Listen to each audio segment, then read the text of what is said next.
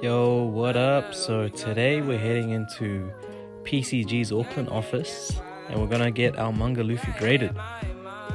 The first stage of grading at PCG is to put the card under a intense microscope, is what I'll summarize it as, in a dark room, and just to make sure there's no surface damage, and finally do the measurements to make sure the centering is accurate.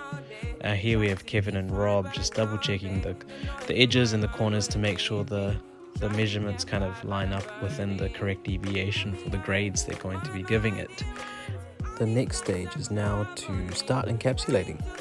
Here we have our boy Kevin, who's just turned on this machine. It's going to be used to encapsulate our card, but before that we need to place an order to get our label printed. Now this is very simple. You search up the card you're after, add it to your cart, and then place an order, and it's done in under 2 minutes if you have a few cards.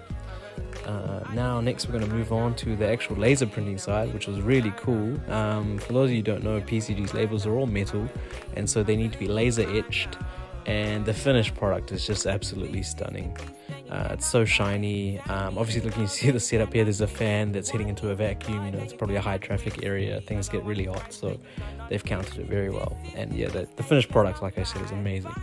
The next step is to then take that label and chuck it into the slab, and voila!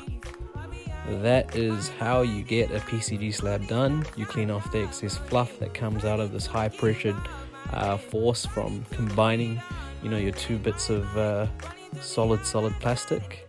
You sleeve it up and she's ready to go.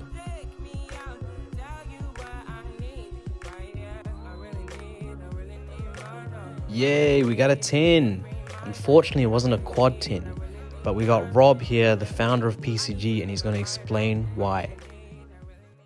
Yeah, the centering. Yeah, so looking at a left to right appeal, so how we do the centering is on axes. So left to right is one axis, so border, then top to bottom is another axis. So we do that on the front and the back. You can see a bit better on the back there, border to border, top and bottom there. So with this one here, obviously we take the measurements on here, not the thicker part, because the thicker part is designed to be out more, and then we take the inner line, if that sort of makes sense, because that's the most consistent on both that makes sides. sense. Yeah. And then top to bottom here. So left to right was 50-50. So it was perfect.